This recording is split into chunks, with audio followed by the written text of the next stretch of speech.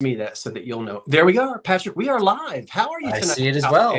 Hello, hello. Oh, I didn't know you could see that you could actually. Yeah, it comes across my thing too. The little pops up, says the stream is now live. Oh, great. We both see that. Yeah. Yeah, so it's a warning. So I can't say anything that's going to get you demonetized. Well, it's funny because, and I don't know about the folks. Like, I've never seen an eBay. I've never seen a YouTube commercial because I choose to pay the $6 a month, whatever it is. I don't care, because I choose to spend that much money per month on that. So I never see a commercial, but I know that people have to get through some commercials at the beginning. I just started paying for the premium myself. I did not think it was worth it. I'm like, oh, I don't mind commercials. And I still technically I don't. Like, I still have commercials on my Netflix and some of my streaming. But the YouTube one is becoming annoying for things like this. And I'm just like, you know what? I watch a lot of stuff on it, and it's kind of nice to be able to watch a bootlegged Broadway show and not have to have a commercial break pop in the middle. So all good. I don't know, so I'm not going to pretend that I know, but there must be a way that even for people who pay that premium amount and don't watch commercials, because somebody said, oh, well, then the people who have the premium, you don't make any money off of commercials from them. Nope, that's not true. That's not true. No, I'm not saying, no, hold on, Pat. I'm not saying that. I'm saying that I don't. Yeah, I'm saying that can't be true. So I'm not worried about that. I don't know how they do it. There's some other way that we get revenue, even from people that aren't watching commercials. So what I want to put forward is, even though I don't know how they do it, and I really don't care, don't feel bad, everybody. If you pay the premium, you don't watch commercials. If you're watching us, we appreciate that. So if you know, do you know how they do it? Tell us quickly. It becomes a percentage, so it's still based on the number of minutes that they're watching the channel, and then you just get a percentage of that fee. So technically you could make a little bit more money if somebody is a premium member, because they may only watch 30 seconds or something like that, which would have gotten to your commercial in your regular video. So you'd still get, like a tenth of a cent or something. Like, it's not, don't get anyone to get the wrong idea that we all make a lot of money on our YouTube ad spends. But yes, that it's like some sort of a percentage of that flat fee you automatically get. Yeah. All right, live chat, top chat. And we'll continue to chat a little bit. I'm also kind of checking to see what my delay looks like. Looks like I've got a pretty healthy delay. So while you're looking at that, good evening, everyone, and welcome to the Monday night before Thanksgiving. Oh my goodness. Patrick and I want to say that we are probably, have we been doing this for a year now? I think we have, yeah. Because I think, weren't we already doing this? So I saw you in January when we were in New York, and I think we'd already started doing it, or did we start it right after that? I can't remember. I don't remember now either. But anyway, it's been at least a year, and so it's fun. Now, this is always the fourth Monday night of the month. Yeah, even if there's a fifth Monday, it's always the fourth. It's always Unbreakables, and we kind of sometimes right? Yep. With the Unbreakables. Push that envelope a little bit, but basically we try to have no glass, no pottery for the sale. Easy to ship. That was where this all, to me, that was where this all came from. Yeah. I do not do this. For those who do know me, I do not do this full time. So for me, I've got to find time to do the invoicing. I've got to find time to do the packing. And every time I ship crystal or I ship porcelain, which I absolutely love and I love to sell, I have to find the packing material. It takes me a lot longer to ship it up, and I get really nervous about being able to make, hey, let's send a set of champagne flutes and hope it makes it across the country. So this is really nice. Most of it is flat or soft pack, or I do the big photo mailers. They sell photo mailers that are 12 by 15. You can shove a lot in there. And so it's a lot easier to ship. So that's kind of where this came from. And, and Scott, you've got so many great things in your regular sales that are breakable. Gave us something different to sell on this sale. Well, and it also allowed me to save items specifically for this type of sale. So Patrick and I guess most folks know, I am shipping from New Jersey. Patrick is shipping from outside of Chicago. Chicago. I'm outside of Philadelphia. I'm across the river on the Jersey side. We use pirate ship, all that stuff, la la la. The price of shipping is whatever it is, depending upon how heavy the box is and how far you are from me, how far our zip codes are apart. We try to find the cheapest shipping we can, pirate ship, which is what we use. And I guess that's it. Everything is for me is an offer up, maybe also for Patrick. We will hold up an item. It is. Yep. Yeah.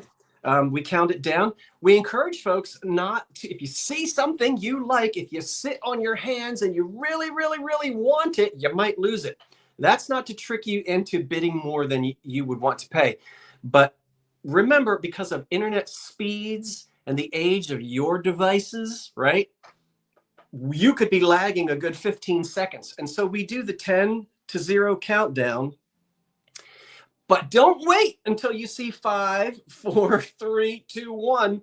Your bid might pop in when we've moved on to the next item, and then you don't get a chance.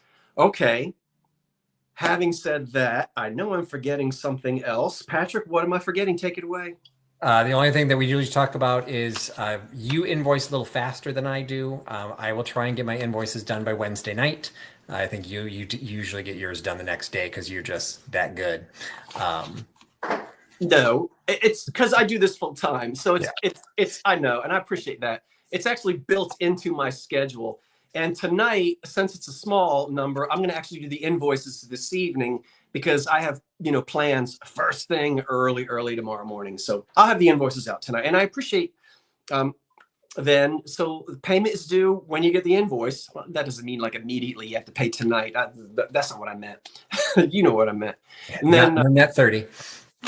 And then we ship the things out. So and then related to that is if you have not bought from us before, make sure you're sending us an email before the sale ends tonight with your contact information, because even though we can see your bids and we can see who you are in the chat, some people think that, I could just click on that and I get all of your information. We don't see any of that. So if you're new, if you never bought from us before, particularly many of you are Scott's customers, if you never bought from me, please just make sure you send an email. One of the items I'm selling tonight is something I sold at a sale 7-8 months ago that I never heard from that person again, and we never could get a hold of her. So it's better if we can just make sure we know who you are before the sale ends. And that doesn't mean that we don't like new folk. We do. And in fact, I want to encourage. Now, we have a chat that runs, which is really for bidding and not really a whole lot of chatting. But that doesn't mean that we don't want you to have a nice time in the chat. Just don't feel slighted if you're trying to talk to me or Patrick and we're not really talking back to you. This is all about the business, right? And it's kind of hard to have a chat while you're selling. So don't feel like, oh my goodness, it's the same people in the chat and I don't know. Don't you feel that way? You jump right in and say hello. The chat is friendly. You are welcome. Yeah. Right? Everybody. And I just love so many of you in the chat go out of your way when you see a new name. You say hello. Nice to have you. Happy to be here. Congratulations, all of that. Thank you at home, those who are watching and not bidding on anything and just sort of, hopefully if you're shooting a pea shooter at the TV screen, it's on my side and not on Patrick's. Save the lima beans for Patrick's side of the... And I'll give everyone a tip. If you're giving me a message and you don't see me with my cheaters on, I'm looking at the messaging. I see like blur. So until I get my glasses on, I can't see anything. Well, that's funny because when I'm looking upward like I am now at you, the chat is literally right over here. I can't see it at all. No. It looks like Vaseline is smeared all over. I have to look down. So I have to look down and then squint to see. Yeah. So we're not. And we'll try and monitor each other's. If there's questions while each of us are selling, I'll monitor the questions for Scott and I'll jump out and ask them. So we will try and make sure we cover everything that's related to the sale. But yeah, I'm glad you mentioned that. There are some people saying, you didn't say hi to me when I said hi. Okay, everyone that has said hi for the last 5 minutes, I have no idea you're even here yet because I haven't put on my glasses. Congratulations is in order because your daughter was married. Yes, beginning of this month, the huckster helper did get married, and it was a wonderful day, and it was actually a beautiful day weather-wise. November 2nd in the Chicago area, and she got married at a golf club, and there were tons of people there golfing because it was such a beautiful day. out on the course. So wonderful, wonderful time. Thank you. You're welcome. And for those who were concerned about the lack of rain in New Jersey and these awful wildfires, because we hadn't had rain, measurable rain in, 40 days, something like that. Boy, we got some rain. I believe it put all those fires making out. up for it. Wait a minute. Did I miss a memo? There were wildfires in New Jersey? Indeed. Really? Oh, I missed that. I've got to pay attention to that. Most of them, people think of like the entire state as being developed. It's not. Obviously around Philadelphia and New York City and in other areas and along the shore, but we have this huge area called the Pine Barrens, which is just, like hundreds of thousands of acres. And there's lots of farmland in South Jersey as well. So yeah, there were fires. Anyway. Well, you are the garden state, not the oil and petrochemical refinery state. That's right. This is the garden state. Okay. Patrick, you're first. Unless I will start us off. Need to say, I'm going to enlarge you and I'm going to be quiet. All right. So starting off tonight, I do have a little heavier on the ephemera, which is what I like to sell because, again, it's easy to ship. And starting off with some fun, I'm trying to clear some inventory and actually make space in my office. So a lot of lots tonight. And this lot is going to start at $15 because what I have is a lot of 15 Victorian trade cards. So these are all 19th century trade cards. So we got this lovely Marshall and Reiner from Lancaster, Pennsylvania. And on the back, this is a stoves, heaters, and range card. You get the entire lot. You get this little dreaming boy with most delicious cookery with sea foam. Okay, with sea foam, I have no idea what this is. Is it selling sea foam? The best in the world. Okay, if you want sea foam, this is where you got it from Gantz, New York. We got a kind regards card, a little lovely floral card. So these, a lot of times these are stuck in albums. These were lucky enough. I will show the backs of all of these. Some of them I think I don't think any of these came out of any album. So there's none of that black gook on the back, but just check out some of the illustrations. Look at this, a card selling a pocket watch. We've got one in French, showing a dead body, gotta love that. And this is the Grand Bazaar de Niali. So whoever speaks French, you can figure out what this is. Something in a domicile. And then we've got a chicory. This one's also in French. A little girl with a little puppy down at the bottom. Chocolat, selling chocolate. So again, you're getting all 15 of these. Seaweed tonic for dyspepsia. Schneck's seaweed in Philadelphia.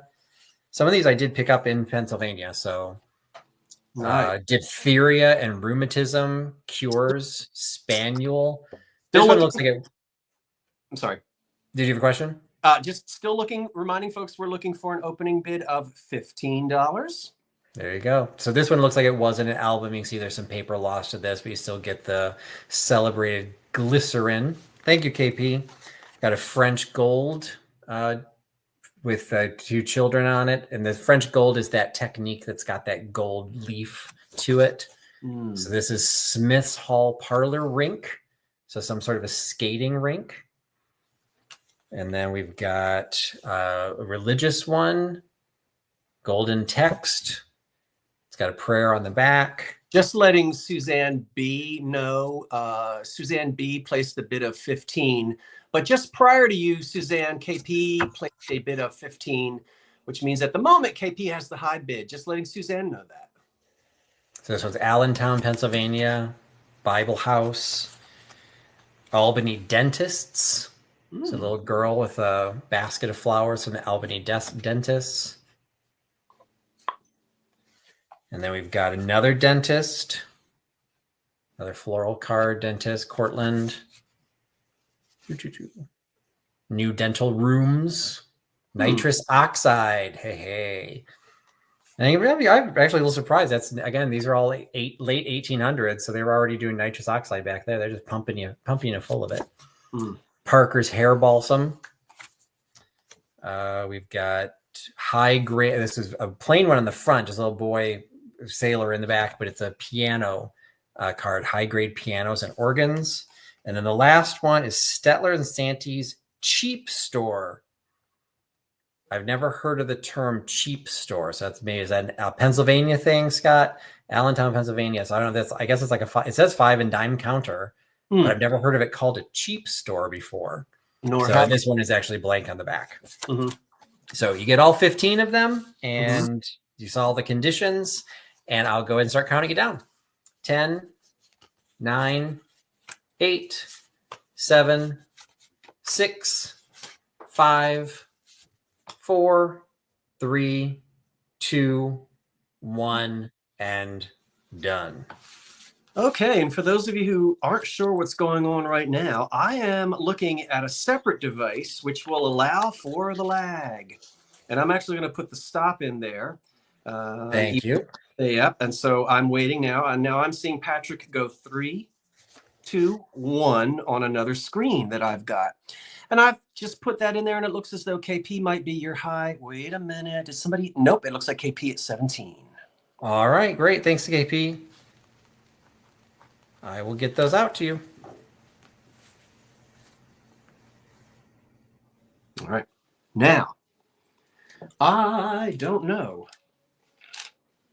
I had heard of this, and I didn't think much. I don't know why it didn't dawn on me when I actually bought this. You know, it's funny. Sometimes, you know, the next day you go, oh, gee whiz, I knew that, or I can't believe I forgot that. Anyway, let's take a look at this cribbage game from 1903. My word. It starts at $18. If you could put that on the screen for me. $18 is where we start. Now, the playing cards are not with it. I've never played cribbage before, but I'll go ahead and show it to you. This is made in England. Look at this beautiful box. Whatever type of wood, that's actually looking something like mahogany, but I guess it's not. This was made in England, and I guess it's hard to see. There's a tag on the very top of it right here, a presentation tag. And that presentation tag says, presented to W.T. Shiles from Clubmates, Balcutha, and then the words, and then the date 1903. That's here on the top. And then back here, printed on the back of the box, you can see it says London, England, Stoke Newington, South Sudbury. Okay, so that's all that right there at the top on the back. See? And I haven't played before. Now, let's see. Look how beautifully inlaid that top is. I don't know how many people, Patrick, do you know how many people can play cribbage at one time? I believe because there's 2 tracks, it's a 2-player game. Okay. Well, the nice thing is that inside of the box, this appears to be, although I wouldn't know, 6 of the original little pins. Here's the inside of the box, which most of the paper is gone. They stuffed some other weird advertising. They cut something and put it on the top. Why they did that, I don't know. But we'll, so you need your own playing cards. We'll close it up. But we've got 6 of these little doodads. And so I guess, not knowing how to play, 2 of them. I haven't played since I was a kid. I think you do use multiples, but I think it's normally a 2-player game, but I could be wrong.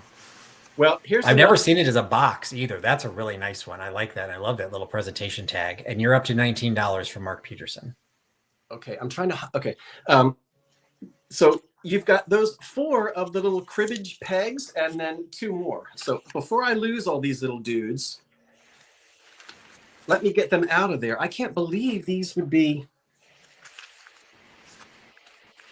they could be ivory, and that would be a bad thing, but I can't get close enough really to see let's just say that they're celluloid. Okay, we're just going to leave it right at that. We're going to, well, there goes one on the floor. I told you. I don't think in 1903 they'd still be ivory. They'd maybe bone. Well, I know they were still using ivory on piano keys, but ouch. Let me get, I dropped one on the floor, Patrick. Okay, there it is. Close it up and count it down. Any questions on the little cribbage game? Patrick, did you see any questions? I didn't see any. I did not. And you're up to $20 from Bill. Counting it down. 10, 9, 8, 7, 6, 5, 4, 3, 2, 1. That's it. Now, you're Okay, having... I'm watching. Okay, I must have a delay. You're going to have grandkids and nephews and Okay, nieces see your and countdown. And stop. Rather than have them arguing over something at Thanksgiving, they have to put their cell phones away. Teach them how to play cribbage. Absolutely. Okay, what have we got? All right. Looks like it was back in the day, but then Heidi had done more. So back in the day at 31. It is back in the day? Yes. Quick, do your math. 1903. That makes that how old? 118. $31, and it goes to back in the day. No, Fine. 121. 121 years. Thank you so much for that. Okay. My next one, I'm going to do a start of $10. This has been taking up space on a shelf in my office, and I decided to just sell it as a lot because I picked it up as a lot, and I had always intended on individually bagging all of these. It's a $10 start, and there are over 50 full-page ads from the 50s and 60s of just, these are all like housewares things. So this one is a Fostoria, a full color ad for Fostoria, full color ad for Wamsuta. I'm just going to try to do these really quickly without tearing any of them. How can I do this? Let me make space. Maybe I'll just pick them up because they're flopping around. This one looks like it was once the cover, the back cover. Oh, no, that wasn't it. So what is this? Canon. So we got sheets, field crest bedspreads. This one looks like it was part of the House Beautiful cover. I can see that on the end. Some of them you can see on the back or at the top. Like this is summer 1962. Keep a cover full of cans. So steel cans, Alcoa wrap. So again, there's over 50 of these.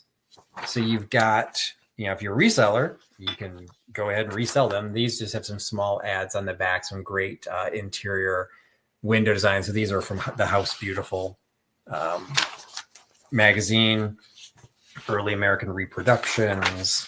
Find some better, the full page one. Y is for yacht. Chrysler Air Temp. That sails on the sea, but Chrysler Air Temp, how cool you will be. So it's actually an air conditioning ad. Window walls, a window ad. And we've got a black and white ad for another Wamsuta ad, Super Kale Sheets. And let's see, great cutlery ad. It's just some of the color ones that are in this. Some black and white, some black and white. We've got a great one for Armstrong vinyl floors. That looks like is it a tuple one? Oh, this was the front. Somebody cut that address off of it. So it looks like, what was this? Just the journal. So oh yeah, Ladies Home Journal. So this was from 1962. We've got some more carpeting ones. Church tile plastic walls. Little Shades Columbia. Carpet this rich, this elegant from Mohawk. And then on the back is an ad for Western Electric. Home ad. Check out the mid-century homes. Look for the model home with the stars in the window for PPG Twindo. A standard ad on the back. Wide light fixtures. California Casual with a Stewart's Mahogany furniture on the back. Genuine clay tile. Check out the period bathrooms. So again, there's probably these were, I don't know if this one mentions whether it's 50s or 60s. Decorator doors, Lee's carpets, Armstrong rubber tile, National Steel Corporation. Look at those metal cabinets and that dishwasher. Black and white ad for Maytag. Black and white ad for General Electric. Hot Point stoves. Bob Hope and the RCA color television. Philco color television. Roper gas ranges. We got a shoe ad, General Electric ad. We've got an Admiral Duplex. Check out that refrigerator. And then you've got this massive GE refrigerator, and you're living more with gas. So there's just, again, there's more than 50 of them in here. And I'm going to go ahead taking up too much time. Got opening bid from Casey Boston, so I appreciate that. So I'm going to just start counting it down while I show the rest. Okay. 10, 9, 8, 7, 6, 5, 4, 3, 2, 1, and should have been 2, 1. So you can see the countdown for Scott, and then 0. So we'll see if there was any additional bids that came in. Okay, I'll give it just a second. I'm watching you. 5, 4, 3, 2, 1. There's your stop. Hit refresh. It might be Casey Boston.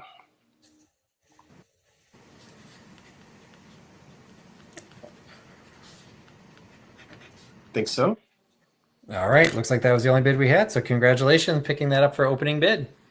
Thank you, Casey Boston. Hey, back to me now. We're going to start off at $15. Isn't this just charming? I love this thing. Now, you know what? Okay, so it's 12 inches this way and 12 inches long. Use your words. And about 8 inches tall. I love this little thing. Now, call it a Swiss chalet. Call it a Bavarian hut.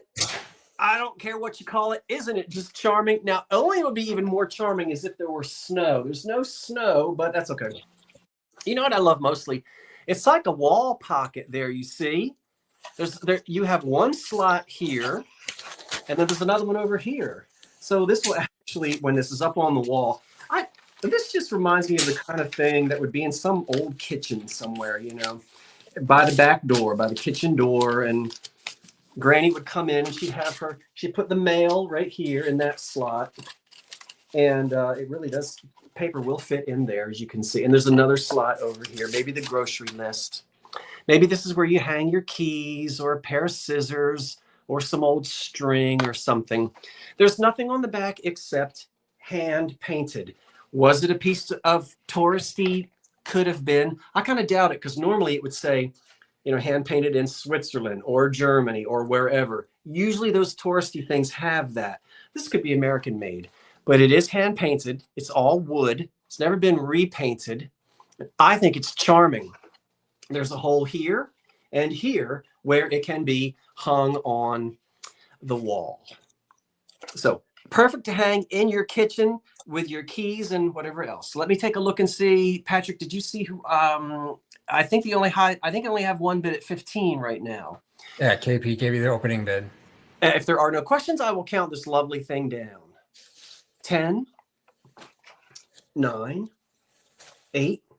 By the way, it has 3 hooks. 7, 6, 5, 4, 3, 2, 1. That's it.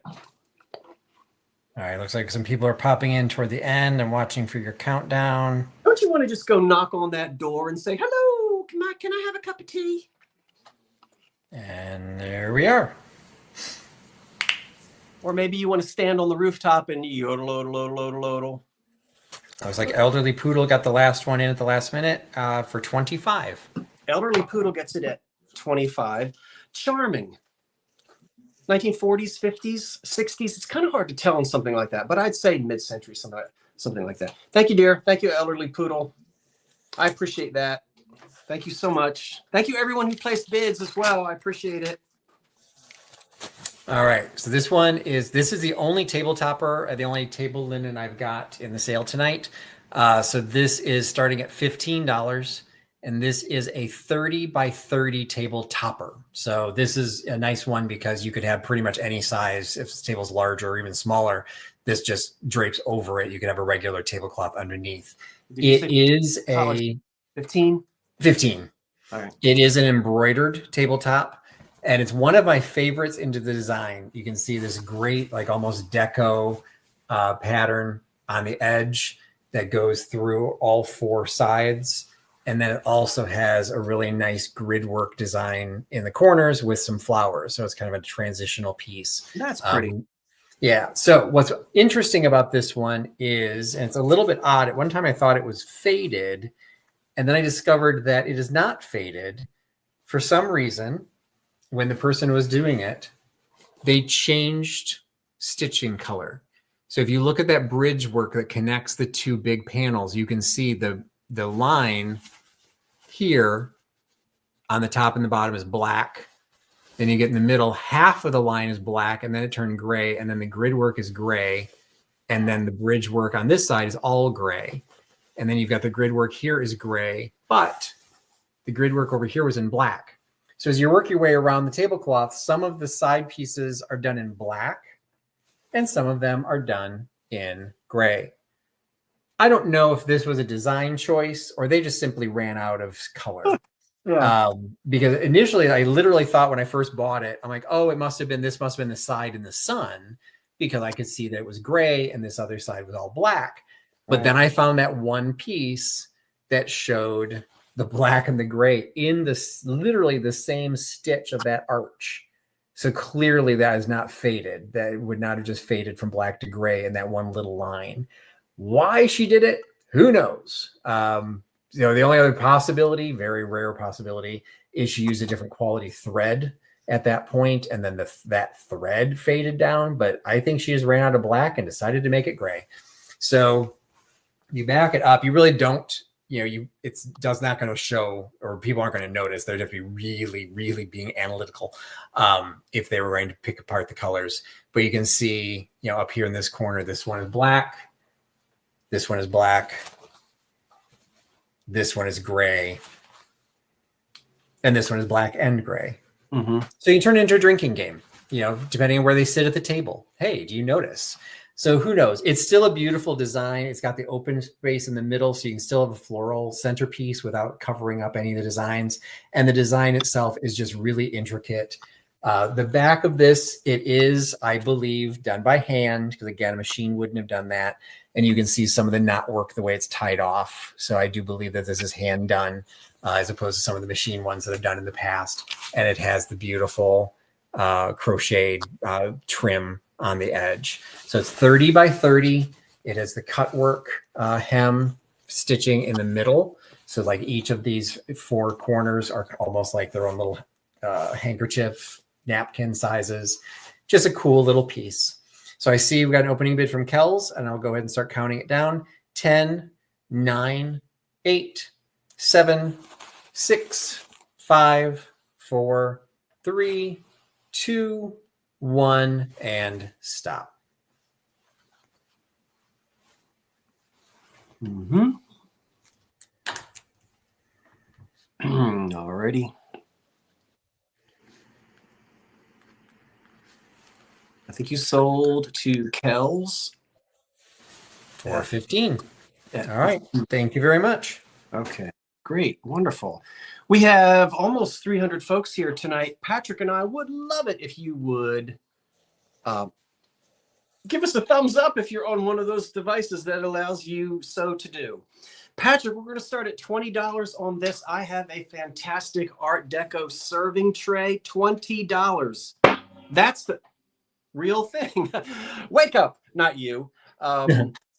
It's funny because I have lots of energy, and I was running around, and I said, "Ooh, I'm in the mood for a Bach fugue." And "Sleepers Awake" came on. Da da da da dee dee dee. One of my favorite. Anyway, I know that's not a fugue.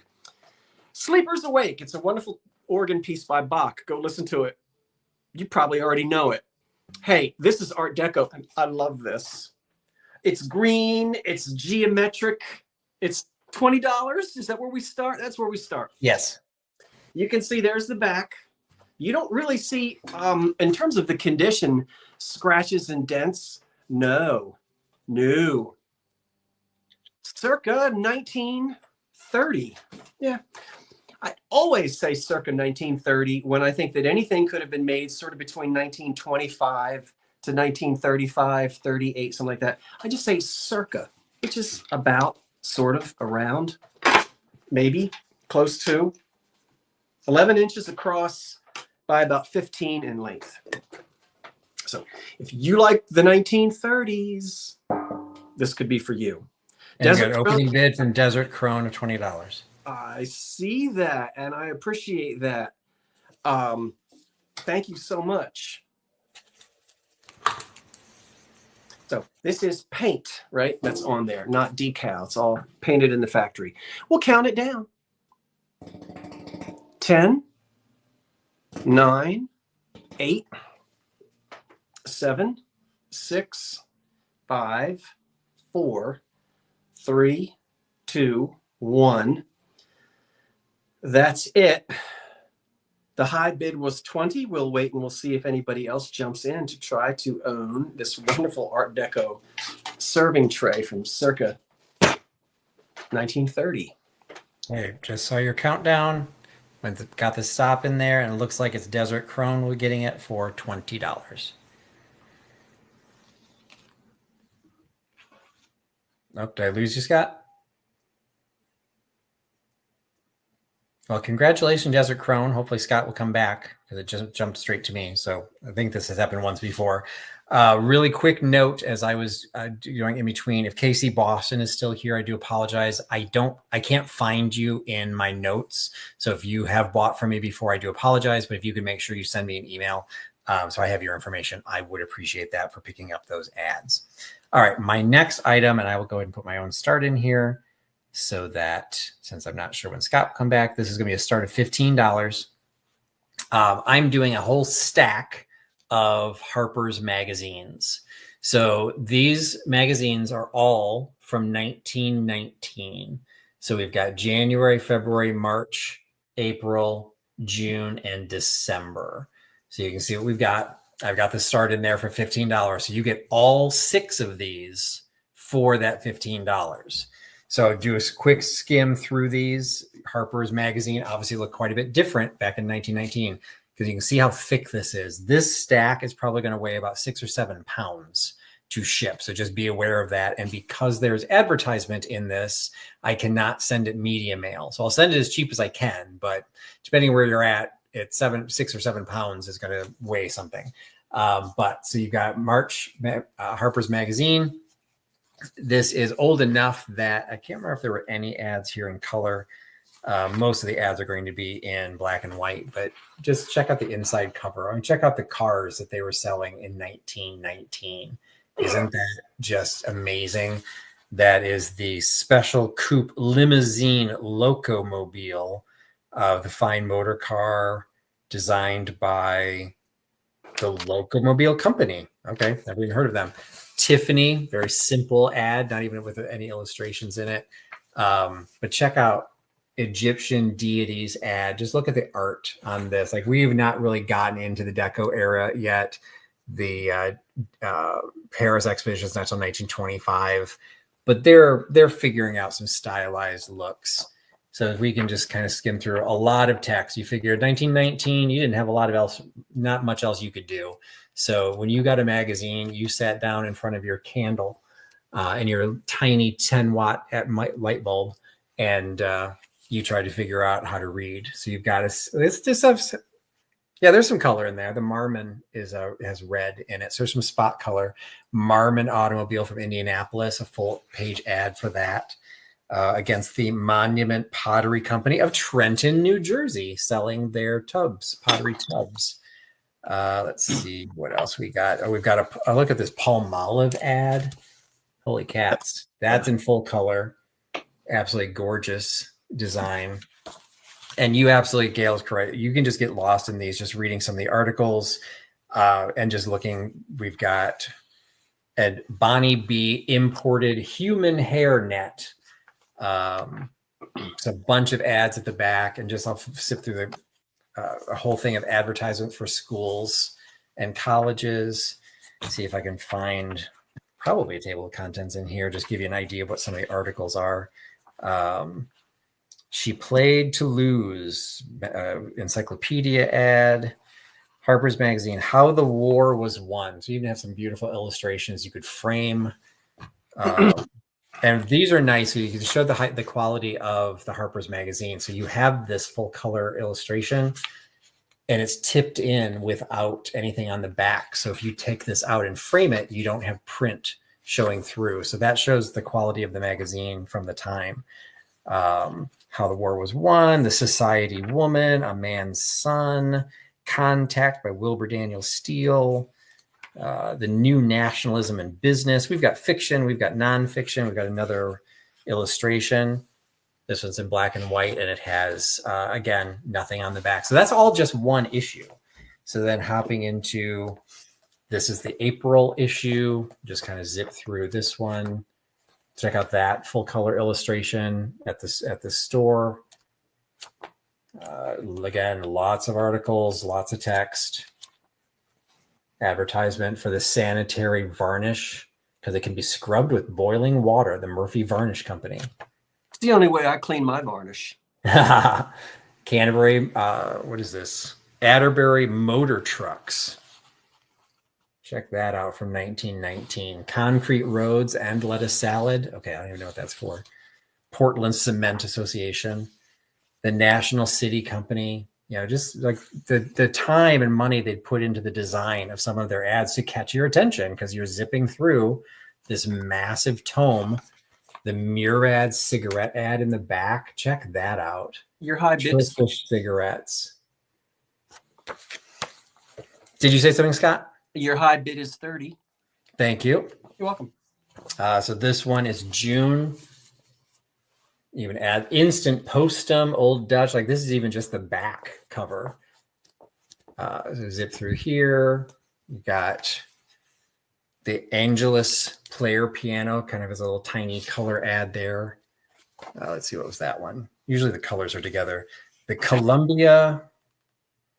All right, Scott. I've not seen this one before.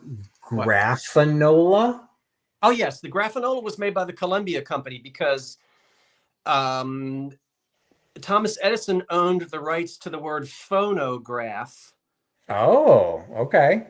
And so Victor used talking machine. Columbia either used graphophone or gramophone. So it was all because of court. I've heard of the gramophone. I've never heard of the graphanola. That's a new one for me.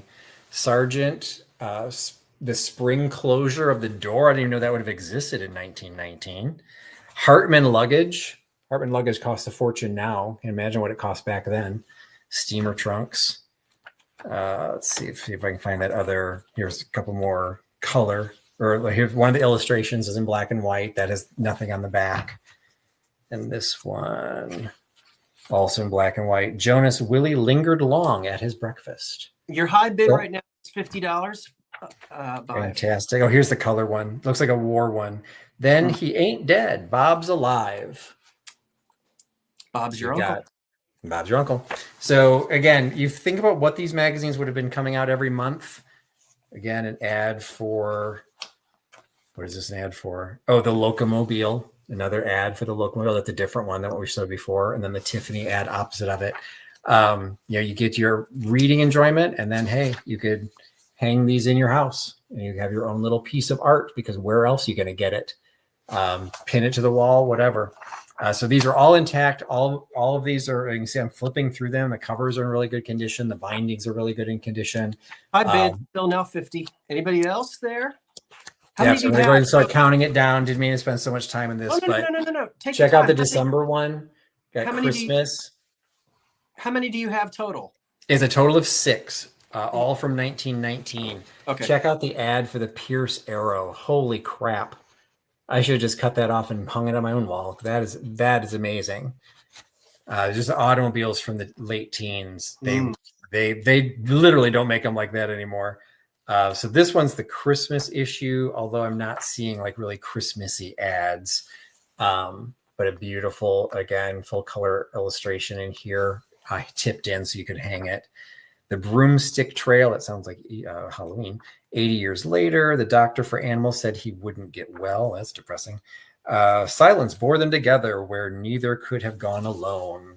So we've got some pensive, and then zip to the back with some ads. Poland under the poles, gumshoes, an industry on the march. That's some the Arco Wand vacuum cleaner. So you can see what the vacuums looked like in 1919. We got the new closed models, Moon motor cars in sepia tone, and then a Columbia Records ad as well. We'll ignore the blackface guy there on the side. That's Al Jolson, not my fault. Steinway ad. Choice of well-informed crane valves and pipe fittings for the bathroom. Studley guy for the National City Company holding a map. My bid is still at 50. Brown's bronchial troches. Troche. Don't even know what that is. Looks like little lozenges. Oh, look at the Jell-O ad in the back. In color. And so pure, it floats. All right. Those zipped through those. Sorry it took so long, but appreciate those that are bidding on it. I'll count it down. 10, 9, 8, 7, 6. And who is the highest one right now, Scott? Florida Golden at 50. 5, 4, 3, 2, 1, and stop. Mm-hmm. All right.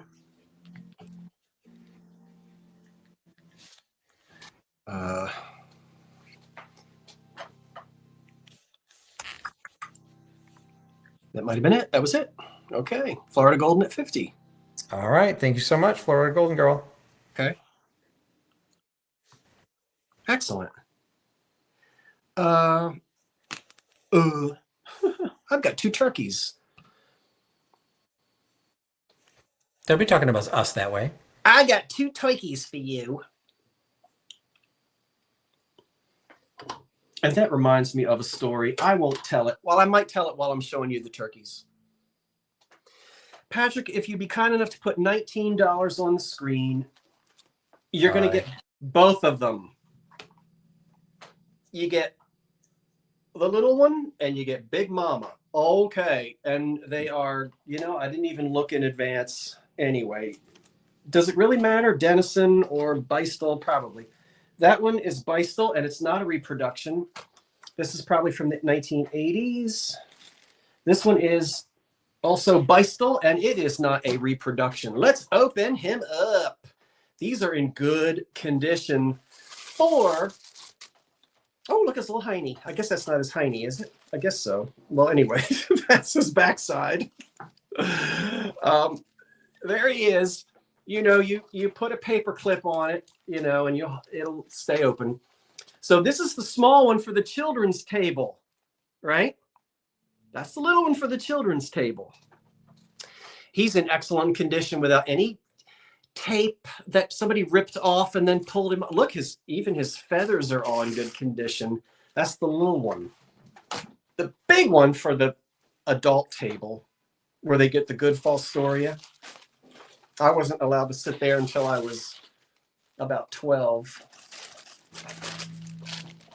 There's I have to back up so you can see the big one. He is a big one. He is the big one for the big center of the table. Now, he is not ripped up either. He doesn't have tape all over him. Are you kidding? These are not reproductions. Again, they're probably at least 40 years old, I would say. They probably go back to... Anyway, there he is.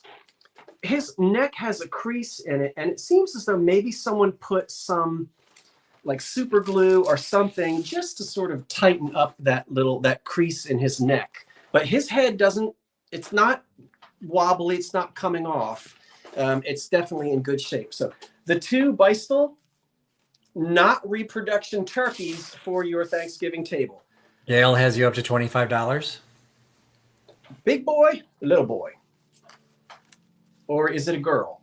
I don't know. Let's not get into it. I guess turkeys can be boys and girls. Is that right? I guess so. Yes, it would have to be, or we wouldn't have turkey babies. Yeah, they would be extinct by now. Never mind. Counting it down.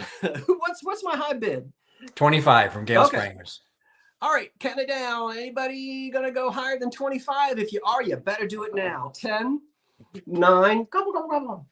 8, 7. Oh, I didn't tell my story. 5, 4, 3, 2.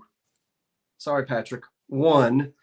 Don't worry, I'll tell the story at the end if anybody's still hanging in there, but I won't bore you with it now. It is something funny that my grandmother told me years ago about being chased by a turkey. So we'll let Patrick put the stop in. I'll bring him back. All right, just watched. I gotta refresh my screen, make sure you're not. I know, and now I'm afraid to press a certain thing because it keeps making me disappear when I press a certain thing. I don't know what I'm doing. Ignore me. Okay, so it looks like It's. Let me refresh again. Okay. Because it looks like somebody might have come in right after. Oh, I don't even. So Margaret Howell got it for 26, and then Gail, I apologize, you popped in right after the stop at 27. Okay, Margaret Howell at 26. Okay. Margaret, thank you. And thank you, everyone who placed your bids. It's 5 of 9. Let's keep going. Patrick, what you got next? All right. So this is something a little bit different. Again, I'm like doing some things with just some lots that I'm clearing out from my storage. So these start at $10. Okay. And so this would be for anyone who is a postcard collector or just ephemera collector. It is a set of these collector photographs. So they're designed to be mailed. So they're like these little folders, but unlike the little fold out ones where you get like little images that are all just part of the, may help if I didn't have them upside down. This one, they actually have individual photographs that are coming out. And these are actual, some of them, they're mixed. These are actual photographs. So these are not prints. These are like kind of like RPPC, real photo postcards, but they're just the pictures. So you end up having these little souvenir packs. This one is from Mount Lemmon, Arizona, Tucson to Summer Haven via the General Hitchcock Highway. 8 views, general photographs, and they're these black and white photos that show the Hitchcock Highway as you go through these. So you've got Catalina Dining Room, Mount Lennon Inn. So it's just a different style of souvenir. So you could buy these while you're traveling and send them home because it's got a little thing right on there. Do a little 3-cent stamp and you can send those. So that one is general photographs. This is also genuine photographs. These are from the Chicago Natural History Museum. You can see the whole packet could have been mailed. But when you open it up, instead of those big ones that have the postcards or the images all fan decked together, these are Alpine Meadow in Wyoming. So it's from the Chicago History Center, but like Wyoming clearly is not in Chicago. Chicago Natural History Museum. We've got Bushman, the famous gorilla. I don't know when Bushman was a famous gorilla. I would say these are probably from the 30s or 40s.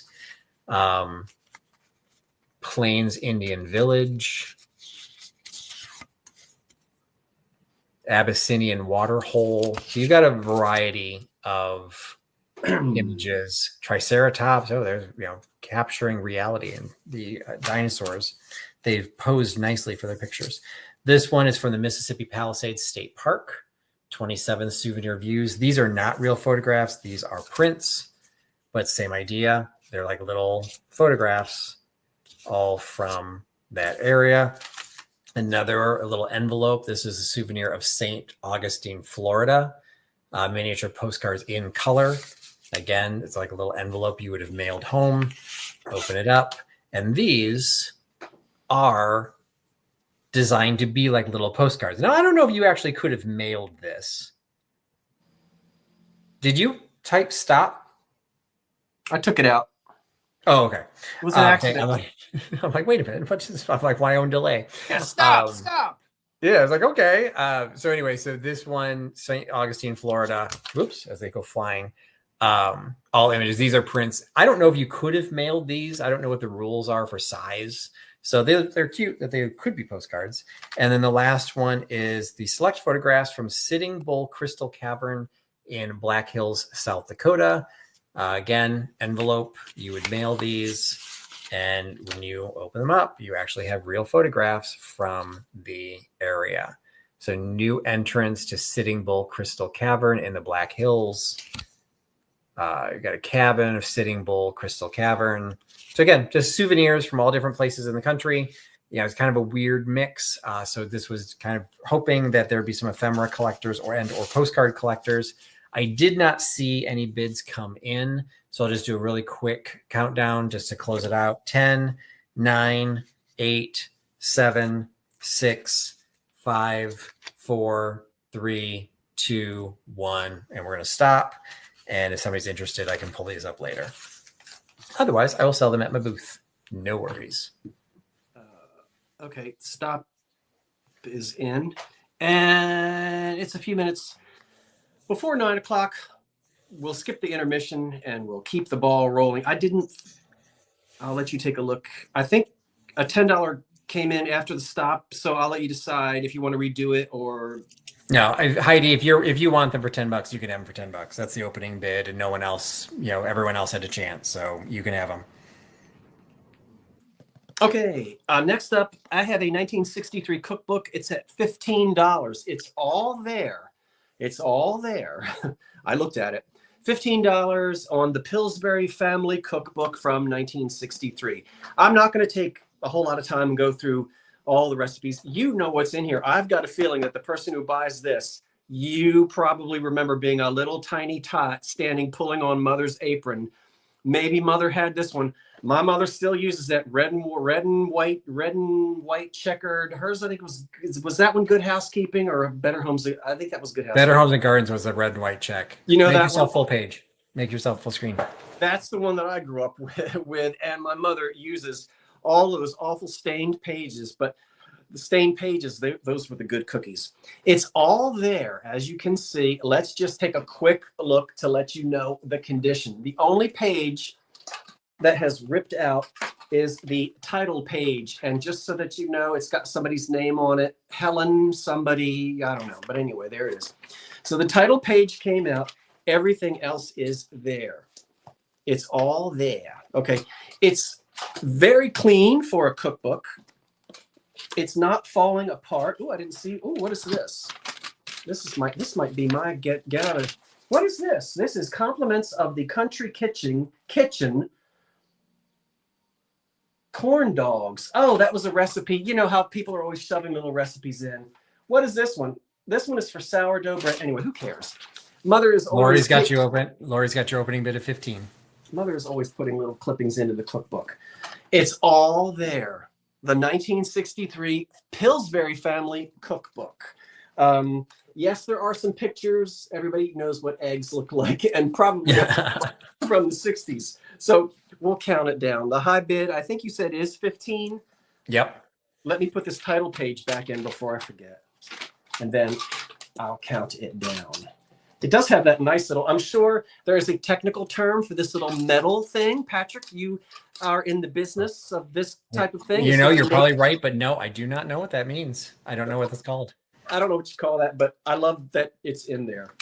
10, 9, it's a doohickey or a thingamajig. 8, 7, 6, 5, 4, 3, 2, 1. That's it. I took a picture of one of the recipes. I think they're called like fruitcake fig bars or something, and I snapped it with my camera. I'm going to make them sometime between Thanksgiving and Christmas, even though this will already be sold. I'll let Patrick put the stop in when he sees the time to do it. And while I'm waiting, seeing the countdown now. All right, and it looks like Lori Perry gets it for $22. Would it be okay with you if I take a month? Thank you. Okay, thank you, Lori, for 22. Patrick, since it is 9 o'clock and we take a little breather, would you mind if I promote something? Of course. Just quickly. Yeah, go ahead. Well, first I want to tell you that coming up in the second hour, you don't know because you didn't see, but I've got 2 of these. I call these my Chicago deep dish pizza candle holders. I've got 2 of those in mahogany. I'm going to go ahead and sell this wonderful silver plated piece, which I'm in love with, but I'm going to sell it. I've got a coffee grinder and some other items, as well as this really neat. Is this the one I'm selling? Maybe, or it might be one similar to it. I would like to tell you this. on Friday, which is the day after Thanksgiving, right? Black Friday, when we're not supposed to be going out shopping, but some of us do. I have a drop sale that's coming out at 12 noon on Friday. 12 noon on Friday, and it's all electric lighting. You just very quickly, Patrick, indulge me if you will. Oh, And no. I can show you at the end of the sale. I'm going to have a pair of boudoir lamps from 1920s with a replacement. Why don't you give yourself full screen because you're showing a lot there? Well, I don't want to take. I don't want to. No, it's your. I appreciate that, but and then I've got these two boudoir lamps. I've got these two boudoir lamps, so we're going to have a lot of electric lighting. I've even got this great big, and I can't grab it, this big black ginger jar, of a lamp from about 1930. So remember, 12 noon, it's a video, not a live show, but it'll drop at 12 noon on Friday. It's called a what is it called? A drop sale. Drop sale. A little bit of promotion. And I will go ahead and piggyback on that because I also have a drop sale. So every month between Beth at Carolina Princess Sweet Treats and Pretties and me, we co-host. She is hosting this month, and she decided to put hers on Thanksgiving Day. So when you are tired of your family and you need to go shopping, starting at 5:30 p.m. on her channel, Carolina Princess Sweet Treats and Pretties, there'll be a 30-minute drop sale. And then that one is a drop sale hop. And you can hop to different channels every 30 minutes. My video will drop at 8 p.m. Eastern. So that is also going to be available. So that's on Thursday. And then what money you've got left, you can go over to Scott's channel on Friday. And okay. So wonderful. So the thing about being like at the drop sale right away, it's whoever the first person is to claim it. Now we leave the drop sale up and running until everything is sold. So I have not taken I didn't take Friday off. I'm working Friday myself. That's a work day for me too, but it will go up Friday, and whoever the first one in the chat, they win. Okay. Now is it my turn or yours? Mine. I think it's mine. I will sell something. Do it. Okay. So my next item is a $10 start, and it's more magazines. And I do have a lot more ephemera, and I have one more piece of textile. It's not a table topper, but another textile coming up. But pretty much my second hour will be all ephemera. So with this one is a $10 start, and there are 2 issues of 19th century Life magazines. Did you know that Life magazines was publishing over 100 years ago? So put my cheaters back on. So this one is December 1st, 1898. You see right at the top. And the other one is November 17th, 1887. So we've got some age going into these. And, it is Life magazine. It's just early Life magazine. So there's no color ads, but just check even the front page, some of the artwork, the illustrations, the detail that they put on here. There's ads in here. You've heard of the Gibson girl. So we've got CD Gibson in Life. You've got a Mason and Hamlin piano ad. You've got political cartoons. They are thin, so just be aware of that. These are very lightweight. That's why one of the reasons I'm kind of putting it together. Peace on Earth, but he's carving into a bowl of European war. So again, a lot of political cartoons. So they do, both of them have centerfolds. So this is the centerpiece. So I guess you could have taken this out and hung it. The Education of Mr. Pip.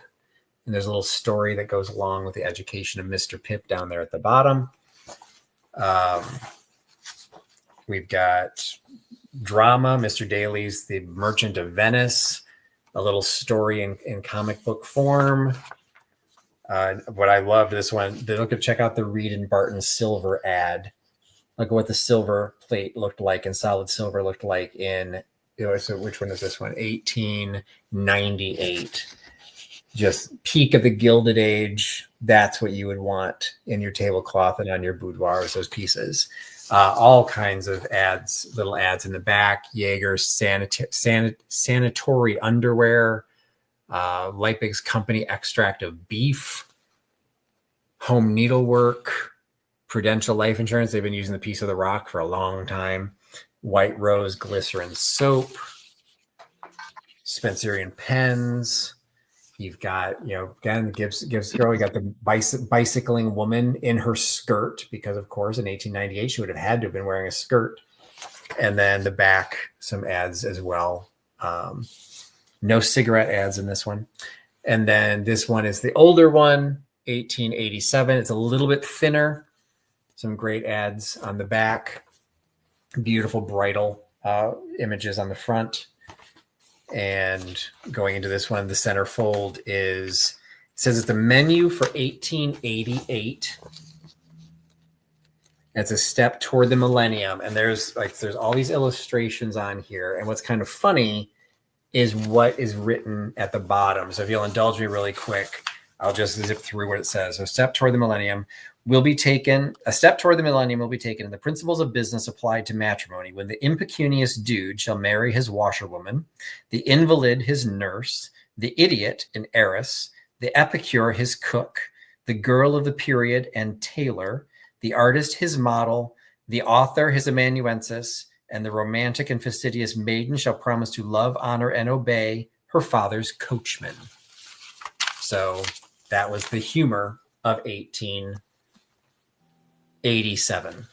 So it's 1887. And so this is the menu for 1888. So one of these is 1887. Then this one is 1898. So there's two, you get both of them. So for the discussion that's going on in the text. Yeah, but I think it was about, somebody mentioned that their great grandmother was born in 1998. And I think they meant, oh, gotcha. So they're trying to straighten that out. Go ahead, David. Gotcha. Patrick, go ahead. Just so you know, the oldest one, the cover has been torn. So this page is loose. Regatta Silks. This is the back page. Ladies Tailor.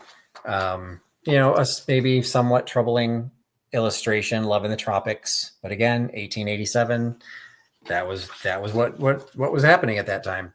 And I see a couple of bids that have come through. So I will go ahead and count this out. Again, for the one price, you get both. So both of these Life magazines, 10, 9, 8, 7, 6, 5, 4, 3, 2, 1, and 0.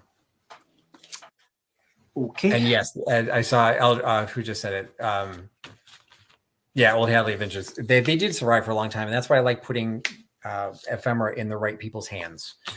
Take care of it and make it survive for even longer. All right, there's your stop. All right, so it looks like Back in the Day Finds gets it for 18. Thank you so much.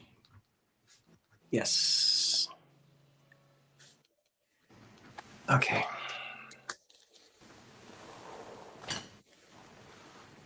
The next item that I have will start at $20, and it's actually two items. It's an antique trivet for an iron, and it's an actual antique iron. This fits on here barely. These two didn't start life together, but I'm going to sell them together anyway. I think they're fantastic. This one says, the Rosenbaum Manufacturing Company of New York. And then in quotes, it says, you need it, like all one word. You need it. You need it. And then gas iron. I'll let you look at that for a second. Look down here where it says you need it. Isn't that cool? That's awesome. Like the You Need a Biscuit company. Yeah, you need it. You need it. And then we've got the R right there for Mr. Rosenbaum, or is it Rosenblatt? Baum. And you can see the iron depicted right in the middle. And I know that looks like this one. This is not a gas iron. This has to be heated up on the stove. But there were gas irons, kerosene irons, and it says New York. I love this. And there's the back of it. That's got to be 1900. When you say, Patrick? Yeah, I'd say even earlier than that. That's awesome.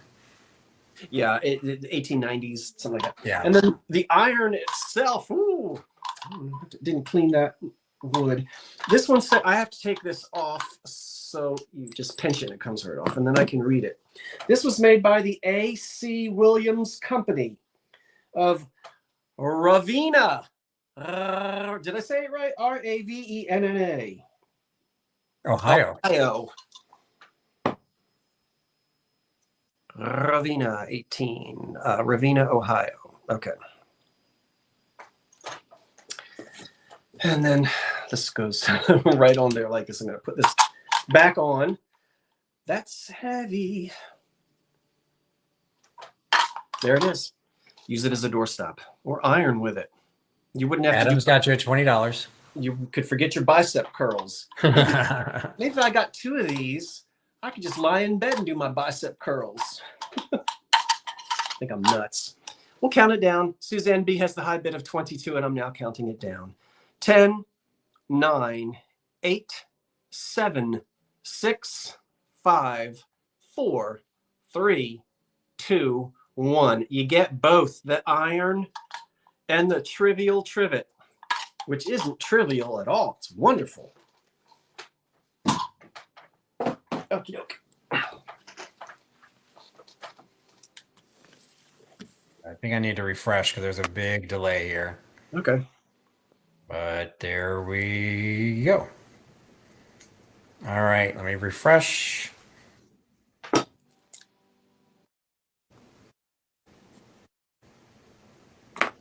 Is it Pat's? Looks like yes. There's like Patsy M is before the stop at 25. Okay. Thank you, Patsy, and everyone who placed bids. Patsy, you gonna iron with that? Hey, Patsy, I have a challenge for you. For the month of January, February, and March, you must iron with that. Send me a picture of your underarm flab. You know you've got some. Come on, Patsy, we all do. I've got a little bit. And then take another picture 3 months later. Patsy, I'm glad you let us play around and joke. She's over there saying, underarm flab, I'm at the how dare you? Such liberties. Okay. This one is the only holiday themed item that I have. And this is a $10 start. I actually had a set of these last year, and for some reason, this one I never sold. One of them I've kept, and it's actually framed and is sitting on my old oak barrel top desk. This one is the New Year. So we got some German for any of our German speakers, but even if you don't speak German, you can kind of figure that out. Neuen Jahre, New Year. And it is a penmanship or a structured letter that I'm assuming kids, although the penmanship is really, really good. But I remember when the ones that I had before, they were sorry. The penmanship, each one was a different year, and it did appear that they changed over time. So this one is the New Year letter. And if you speak German and can figure out the penmanship, you can see that this was dated 1898. So this was January 1st of 1898. So this was sent as a New Year's letter. And it's Lieben with something to do with love. And then I can't really actually tell what that second word is. Maybe it's a name. And then just like you can see I think this is for kids because you can see it's that old fashioned, the 2 big lines and then the little line in the middle to train you how to do, for those of us who learned to do cursive, how high the little letters are supposed to go. So it's this letter, and it is just very evenly spaced out, goes on to the back. And if you know German, you might be able to find somebody who can figure this one out. And it was sent by I don't know what that says. Eller. I have no idea whose signature or what that signature is. But it is a perfect, fits perfectly in. I've got mine in I think it's a regular 8x10 frame. So it might be 8.5 by 11. Wait a minute. I've got the paper right here. Or my measurement right here. Yeah, it's a standard 8.5 by 11, which is a little surprising because it's European. And it says right at the bottom that it was printed in Germany. But so you get a standard frame. This will look fantastic, and you'll be the only one with this as your holiday decor. So I saw a couple of bids come in, so I will go ahead and start the countdown. 10, 9, 8, 7, 6, 5, 4, 3, 2, 1, and stop.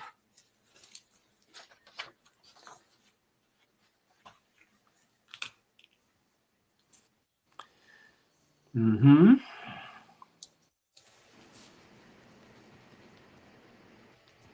There it is. And it looks like Mary Ann, Marianne for 12. Okay. Marianne, I don't recognize your name, so if you could email me at the email address shown, your shipping information, I would appreciate it. And also, if Casey Boston is still here, I don't see an email from you. So I'd appreciate hearing from you as well. Okay, we will wait for both of those lovely ladies to contact Patrick with their information. And I was going to keep this, but I'm going to sell it. I'm going to say $20. This is silver plate. It's unmarked, and I have looked all over the place, and I can't find a hallmark on it anywhere.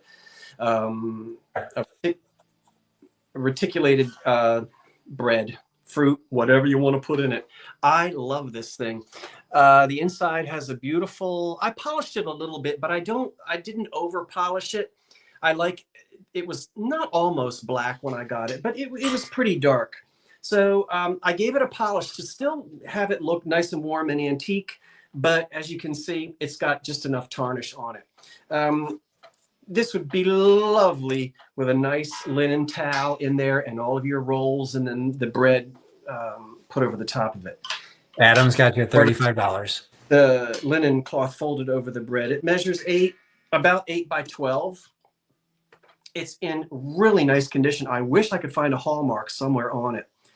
If you'll keep, I'm trying to also look to see if I see anyone who's asking me any questions. That's the reason why it's helpful. I'm watching. So far, nothing. Something about a Chihuahua headpiece.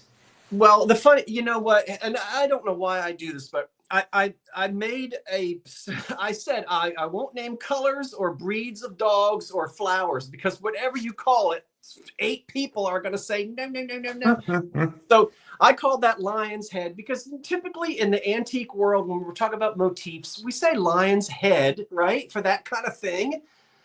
Doesn't mean that it has to be a lion, but I got so much flack over everybody fussing over what that head is. But leopard.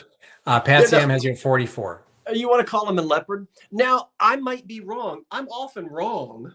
I'm not afraid to be wrong. I love being wrong, because when I get corrected by somebody who knows what they're talking about, then I learn. Patrick, you may know. Someone told me that I should be calling that a gargoyle. I'm used to that with architecture. I don't know that I would necessarily say a gargoyle for a piece of silver, but maybe some people do refer to it. Do you know? I just don't know. I think there's a definition of a gargoyle, and it's not, no, I would not call that a gargoyle. Yeah, I wouldn't either, but I didn't argue with them. I just gave the person a heart. Yeah. Okay.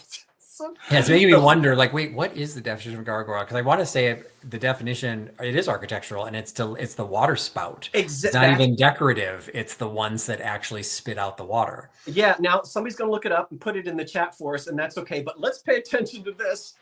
Look back here. It's even got, but and you're up to $45. I think that from Susan Chadwell. Right. It's a water spout. But look back here. This is quality, because even on the inside, it's engraved or there's whatever. A beautiful piece. The beadwork on it. That's really inside. And the yeah. I know. I'm in love with this thing. And again, I didn't look at the back of their heads. I can't get it close enough. Even the back of their heads. Now that's a quality piece. Yes.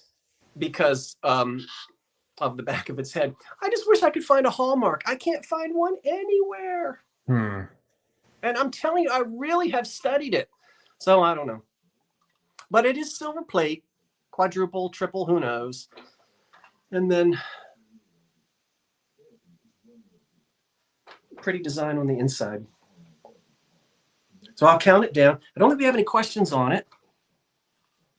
Everyone's debating what it is, but right now your highest bid is Susan Chadwell at $45. The lion's head. 10, 9. This would be a nice Viking helmet, wouldn't it? There you go. You think I could rake leaves with it? I bet they would leave me. If I were out there raking leaves with this, I bet they would leave me alone. 10, 9, 8, 7, 6, 5, 4, 3, 2, 1. That's David always putting stuff on his head. So why can't I? Mm-hmm. Okay. I love this. Ugh. All right, on the floor it goes. Whew. All right, got a bunch of bids coming at the last minute. I'm watching your countdown. And there it is. Okay, let me refresh because I'm not sure.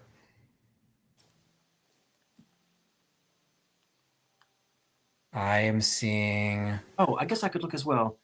Kathleen, okay, it looks like Patsy M came right afterwards. Kathleen Workman was at 76. Sorry, Patsy. Kathleen Workman at 76. Okay. 76. Kathleen, thank you. And thank you for everyone who placed bids. I appreciate that. And Patsy, you were such a sport. She put a funny little comment in there, and I love it. I love it when we can go back and forth and have fun, and, you know, people have a good time. Patrick, you have the floor. All right. So these probably should have been offered earlier for the fall. But I'm really in the process of trying to make space in my office, and I found this stack. So this is a $15 start. Okay. And what we've got on this is a set of burlap sacks. So this one is, and you can see how big these are. I don't know, is that Ed's Snow White California potatoes. 100-pound sack. So you can see how I'm having a hard time holding this up. So this is a very large 100-pound sack. You get that one, and you also get this one, the U.S. number 1.5-inch California Green Swan potatoes. So another 100-pound sack of potatoes. And then the third one is California King Pack potatoes, 100-pound net weight. So 100 pounds, 3 of these, they're all blank on the back. So if you want to do a potato sack rake, you know, you could have your own. These would be fantastic, you know, filled with just whatever sitting on your front porch for the fall. Or what I think if you know, in a modern home, you could even frame these and they would just look cool. Some of the artwork on these is just pretty cool. I love this green swan one with the red backdrop and the green text with the green swan. And whether you're from California, Patrick, do you remember going down the slide at the? Oh yeah, absolutely. The big slide. So this one, okay, this one's California, and then that one was California. What was this one? Snow White. Okay, so they're all from California. And $15 start, so you're only at $5 each. And you've got some modern art, or you've got something to kidnap somebody with. Shove this over their head. They want to be able to see what they're doing. Looks like a bid from Bill at 16. I will go ahead and count these down.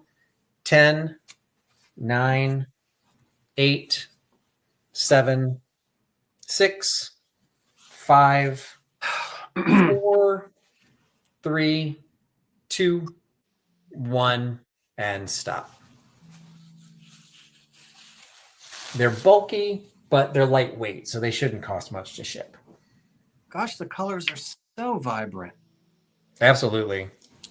Like when I got them, I'm like, I don't know what I'm going to do with these, but it's hard to sell textiles in my booth because people unfold them and there's like shove them back on the shelves, and it looks like garbage. So best laid plans. This is a good place to sell them because they are totally unbreakable.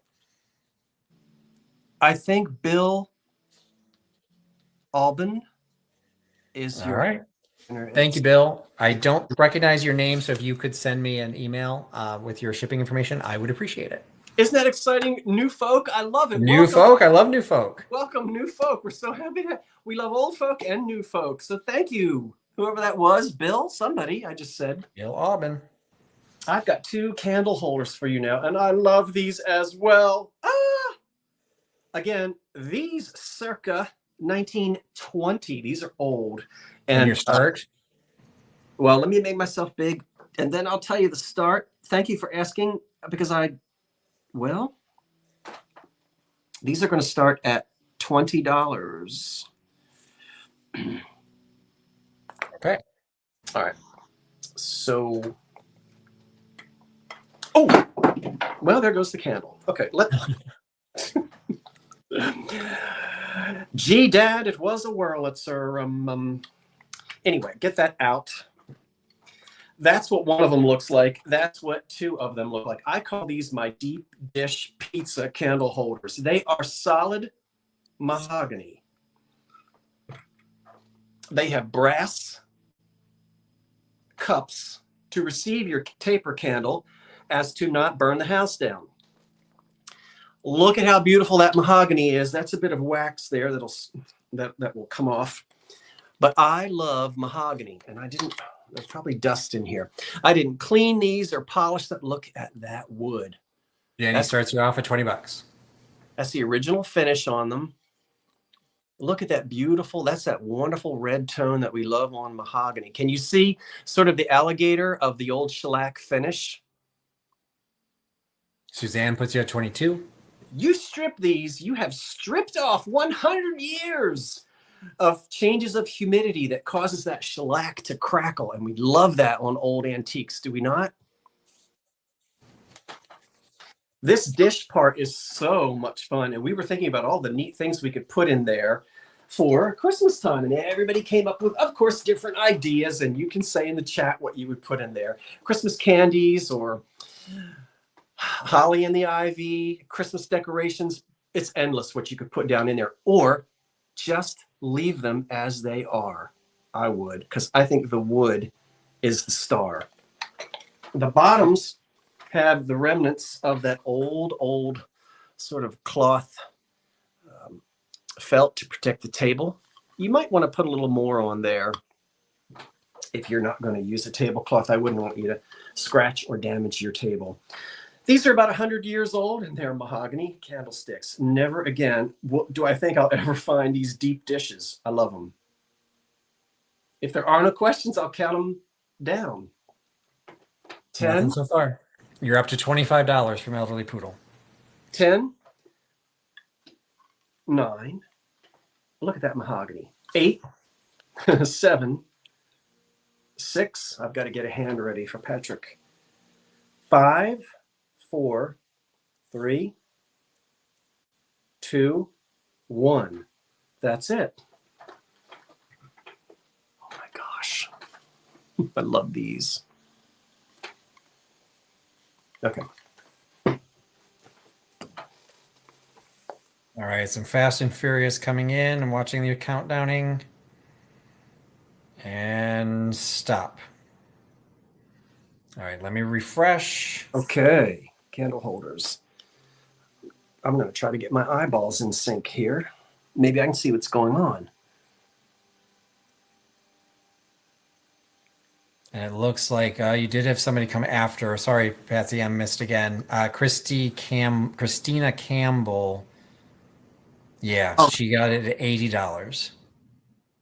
The candle holders, Christina at 80. That's Christina with a C. Yes, Christina. Correct. Christina, thank you. Christina, I'm remembering over the last several months the different things that you've purchased for me. I want to come visit you because you have good taste. Yeah. It is nice.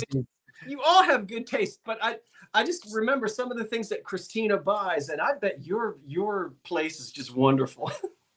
I know, Scott, you're not on social media, but it is nice when people post on their social media.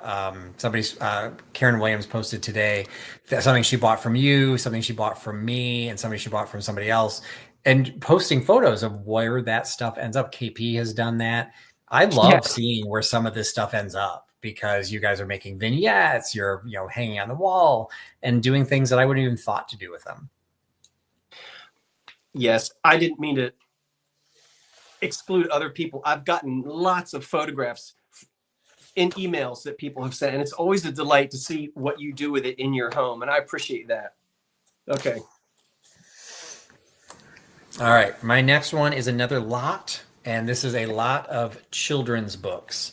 And I think there's 6 in here, and this is going to start at $20. We've got quite a variety of age in here. So first we've got the farm, and you get all of these. The Farm Animals, a Tom Thumb book, Rand McNally and Company. And this one is got the blue and white, kind of like, seems like the style of a golden book. Oh, we've got Roman numerals, MCM XL, so we're 1949. And you've got the little colored illustrations of farm animals. So you get the little book. Then we also have a dog book, Around the World with Children and Dogs by Diana Thorne, with a Boston Terrier on the front, maybe. This one is copyrighted. This is McLaughlin Brothers, Springfield, Massachusetts, copyrighted. Oh, more Roman numerals. MCM XL. So this is 1940. So you've got little illustrations of stories with dogs. Oh, look, elderly poodle. Got a poodle for you. Talking about France. Poodle is a dog which was first trained to take its place as a performer with clowns in the circus in France. So like all these illustrations in black and red, striking combination. Oh, we got black and green for the Italian Greyhound. So you get the children's book for dogs. We then have something called the Magic Kid Drawing Book. And the concept on this is explained on the inside. You were supposed to basically use tracing paper to trace all of these pictures so that they could be reused. Well, some bratty kid didn't pay attention and they just started coloring in all the pictures.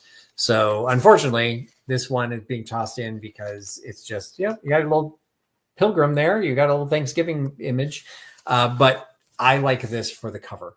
I think if you framed that, that is just a really cool piece of art. So that's nice.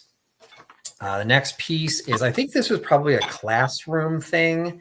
It is the ABC by Margaret and Gilbert Riswold, a satellite book. It is, and the reason I think this is a school thing is because it's massive. It unfolds into multiple panels, and then those unfold into a double height panel, which I can't do it because I don't want to strip it.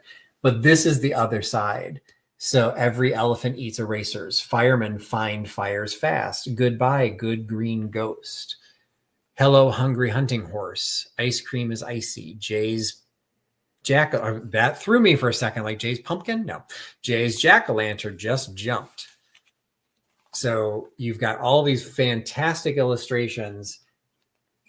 You need space to hang this because I'll just, you can see how long this is. So I believe this is probably from a school classroom setting. I'm not sure if this one had a date on it. I would say this is probably like 70s, 60s, 1973. So we got that. Then we go way earlier into 1884 to the Harper's Young People and Illustrated Weekly. So we've got another Harper magazine, but this is specifically for kids. And on the back cover has been torn off, so just be aware of that. But you've got, just check out the detail of this illustration of just all these different animals and birds and people. Some answers to Wiggles, numbers 34 and another 5, and new Wiggles. So I guess this was a puzzle of some sort. Because it's for kids, there's no ads in this one. You just have beautiful illustrations and stories for children. So you got poetry, just a beautiful, beautiful piece. And I threw that in there because it does have some damage to it. So I included that one. And the last piece is another children's book, the picture book of houses. And when you open this one up, let's see what the copyright is on this one. 1931 picture book of houses. It gives the history of you and your home. So you've got the skyline of New York from 1931, how the first man lived, the lake dwellers, an enemy approaching. So you've got the cave. You've got the layout of a Greek house. So it's educational, and it's got some really cool pictures to go along with this. The walls of a medieval castle. An Arab boy rides past some homes in Cairo. And we go through houses that go wandering. Then we've got this style, some American style homes, an English cottage, a Cape Cod house from Southern Europe, log cabins. And it does have the book plate in the back for the person who used to own it. So you get all of these. I think I saw somebody bid on it.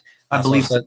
Also doing the countdown. So you get all 6. Picture book, Okay. Young, the big panel of alphabet with the story, with the illustrations, the Magic Kid drawing book, the dog book, and the farm animals book. 10, 9, 8, 7, 6, 5, 4, 3, 2, 1, and stop.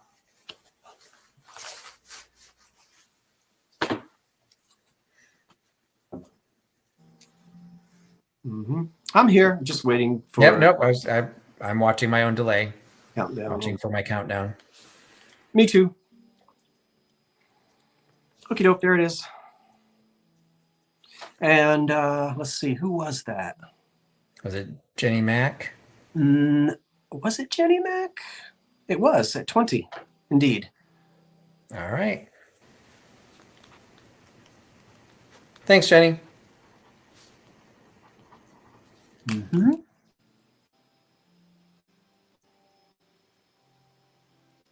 Okay, I'm here. I was slightly distracted by something that has me slightly annoyed. Uh-oh. Don't annoy Scott. I shall continue. Anyway. Okay. Patrick. Woo! Patrick, if you would be so kind, gentlemen, to place $25 on the screen. I've got an antique coffee grinder. I'm going to make this, let's see, Solo Land. Okay, there it is. Pretty good condition. A couple of minor condition issues on it, but I think it's about 100 years old, and it's an antique. Now, you know they reproduced these, saw a lot of these, even in the 1960s and 70s. I've seen these from the 70s out on a coffee table, and when you open the drawer, it's actually got coasters in it. You know, it was made that way, not as a grinder. That's a coffee grinder. It's the real thing. I'm gonna push the drawer back in. You've got the remnants of a paper label, and I have to apologize. There was enough on this for me to look this up. And all I could see was Wrightsville, and everybody's going to say North Carolina. It is not North Carolina. It was the Wrightsville Hardware Company. Somebody can look it up. But anyway, I can't see what state it is. That might be important to some of you, but it was Wrightsville Hardware Company. Seems to me it might have been somewhere in the Midwest, but I can't remember now. There's the drawer. And look, now let me show you what happened to it, I guess. And then if anybody... Well, for pity's sake, get in there. It's in. The piece on the bottom broke off on the back. That's a pretty clean break. So that might have happened when it was donated. The piece on the front was broken and it was glued back. So that's got a little split there. Can you see? And then that was glued back on. Oh, it was Wrightsville, Pennsylvania. Why did I say Midwest? Thanks for putting that in there. So it was a Pennsylvania. Okay, thanks, Carmen. I can't see enough of it on the label. Let's open it up.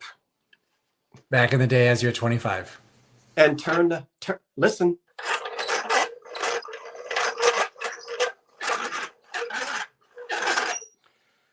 I had years ago the idea of doing a special video called extinct sounds, where I make a sound, but you have to guess what it is. Like some things would be easy, like a typewriter, but like this, and people have to guess what could that sound be, and then I show them grinding coffee. Wouldn't that be neat, Patrick? Absolutely. Okay. We're all nerds here. We would play that game, wouldn't we? Absolutely. Okay. So there it is in really nice condition as an antique. And I'm going to guess it's about 100 years old. So if there's a bid, that's fantastic. There is. Okay. Back in the day, fine. 25.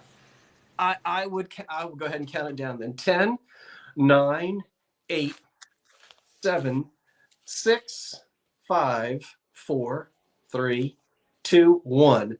No coffee included. And give it a little shot of WD right there. And it won't. Then clean it because that will drip down in. But that'll get rid of that squeak, or leave the squeak in it. I like the squeak. If you do WD-40 it or DW-40 it, rinse it out really well. Rinse it out anyway because I didn't clean the inside. How old? I'm just guessing about 100 years. Patrick, what would you say? I would say that'd be I think that'd be a fair guess. Maybe a 1910. Yeah, probably even a little bit older than that. But a lot of times I guess, and then sometimes things are not quite as old as you think they are. But I agree with you that it's probably about 19. Yeah, the paper label's what's throwing me off. Yeah, making us think that it's older, right? Actually, I'm thinking that makes it more teens or 20s. I think it'd be different if it were older, like it'd be a plaque or something if it was 19th century. But I don't believe it's 19th century. No. Oh, did we count it down?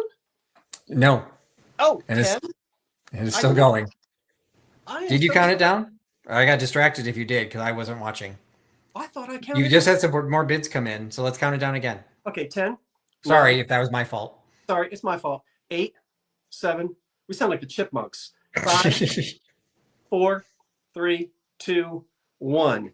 You know which chipmunks I'm talking about. Of course, they're the only chipmunks. Alvin, Simon, and Theodore. That's not the ones I'm thinking of. There are no other chipmunks.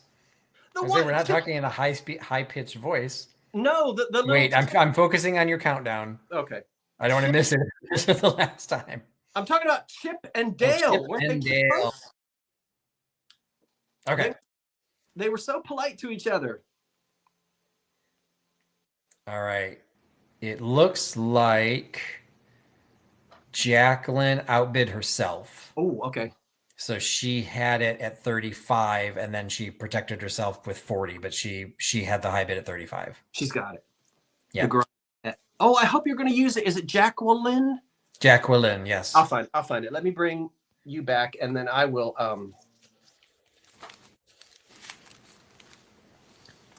I'll go back and make sure that I have that right. Thanks everybody who placed bids. Thank you, Jacqueline or Jacqueline. I need to go back and see how you spell your name. But okay. Thank you.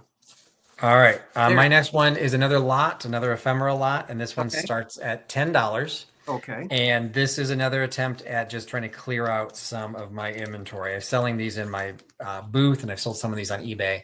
You get the full lot of these paper bags, old vintage advertising. You get all of them for $10. So we start out with old domestic aged and cured chewing tobacco. Now, this looks older, but it does have a zip code on there. So these are after 1963. So it's probably like 70s or 80s for this one. And these are fully functional, new old stock, gusseted. It has a flat bottom, so you can turn them into votives. Like great for someone who loves tobacciana.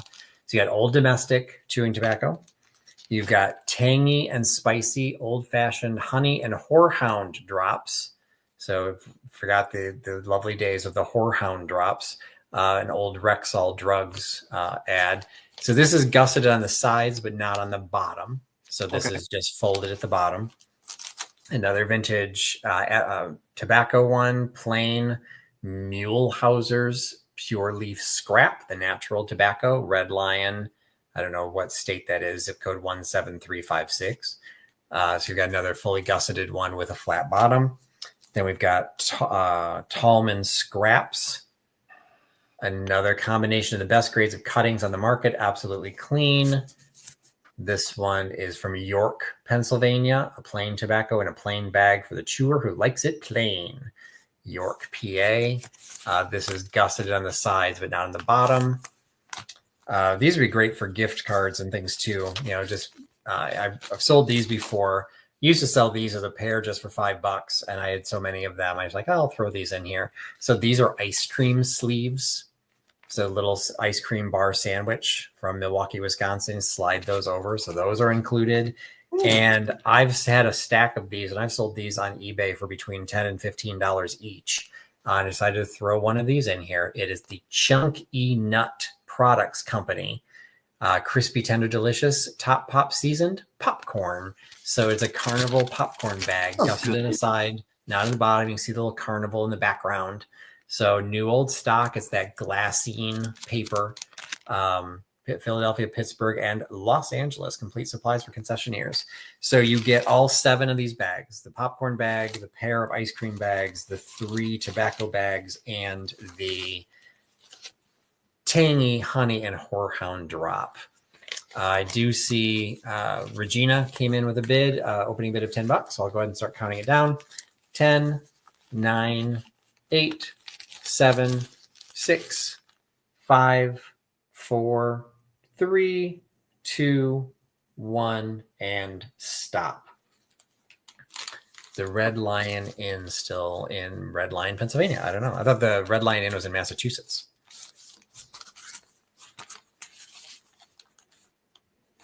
Which one was Red Lion? Oh, there's probably... Oh, Red Lion. That was the Millhauser's Pure Leaf Scrap. The Attracto Cigar Company. 17356. So it is somewhere on the East Coast, but I'm not that familiar. It must be in Pennsylvania. Yeah. Because it's similar to the Lancaster, the Lancaster zip code. It's right. I think it's Karen McCabe. All right. Thank you so much, Karen. For 11.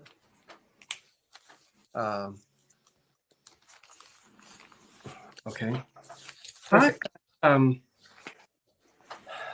We'll start this next item at 18, and this is really purely for decorative purposes only, unless you want to repair it. Years ago, there was a company called the Deluxe Clock Manufacturing Company of New York. But the funny thing is they probably actually didn't make the clocks, the mechanism. This is what's called, so this is, now, the clock doesn't work. But let's talk about what it is. Today people say resin for something that's made of resin. This dates to the 30s. And so this is a mixture of what is sometimes called rep wood, REPWOOD. And it's basically sawdust and glue. So these are pumped out in a stamped out in a mold, painted in the factory. I'll move it in. And then they put little clocks in them. Now they had a whole series of these in the 30s, and could sit on a mantel. Now, right here in this spot, we have the name, and we can see that this is called the bungalow clock. Now you say, Scott, you can't sell the bungalow clock. Well, I'm selling it because I have another example I'm going to show you, which I'm not selling. That's the one I'm keeping, and that's my favorite. I don't need 2 of these. So it's painted beautifully. The clock, I can't look in there deep enough to see, but it's probably somebody Lux. It's probably a Lux, Lux clock. That's kind of what it looks like from there. But when I turn it around, you can see that even the little winder, which is threaded, and if you turn it the wrong way, it'll come off. That's gone. So the clock may work, but you've got to find a key to wind it, and I don't have one. Okay, so there it is from the 30s. And this particular model is the bungalow. Now, the one that I'm not selling is a model called the Homestead clock. I just want to know, you could have fun collecting these. This is the one I'm keeping, but I wanted to show you another version made by the same company. They're still talking about Red Lion. Okay. Got him distracted. Everyone else. So you're keeping the blue one and getting rid of the green one? What's happening to you? Yeah, I know. I have enough green. And I love this one. This one's more Tudor revival. I don't know. I guess if I had a house to live in, I'd rather live in this one than this one. But this one is cute as well. But this is the one that's for sale. And after all that, nobody's placing any bids.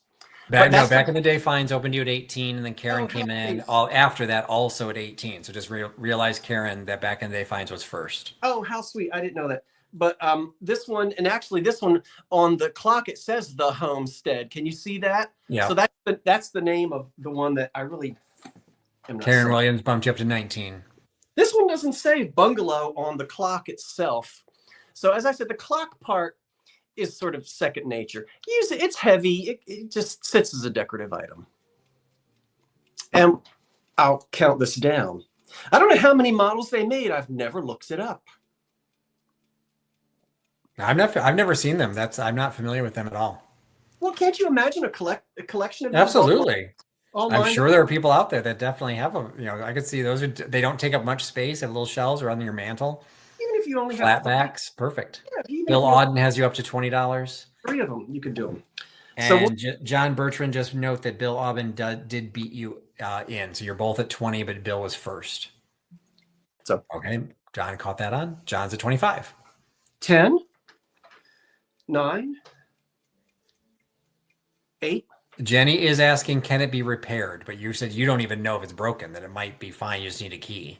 Well, I'll tell you this, Jenny. Yes, it can be repaired. I don't know if it's not working because I don't have the, I'll tell you what I'll do just for kicks and jollies. And I hate to drag it out, but I've just taken the key off of the other one. I'm going to see if it fits this one. They're not the same clock, so it might not. It might not thread, and it's John Bertrand has you up to 30. It's not threading on this one. So can the clock be repaired? It can, but I have no guarantees on that. You'd have to take it to somebody. 10, 9, 8, 7. It's like repairing a watch. There's a little tiny spring in it. 8. Or like Judy said, you might even just be able to find that little insert, just replace the whole clock. Usually those slide in and out. Yeah. You can find another one that would fit.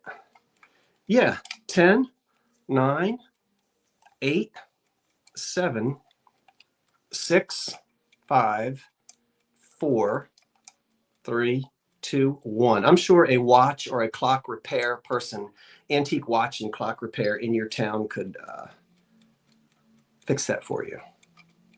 Clocks and watches are usually watch over the countdown. Broken springs. All right, here it is. And stop. Okay. I think. All right, let me refresh because it looks like somebody might have come in right at the same time. So hold on. Well, this one's clicking. Listen. Oh, don't put that in the bedroom. Can you hear it? Yeah. You can? All right, Jenny Mac got it right before the stop at 36. Jenny Mac? Yes.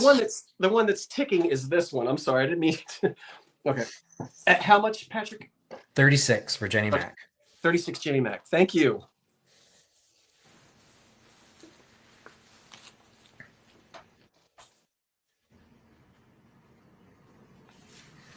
All right. And I don't know if this is our last lot or not. See where you're at, Scott.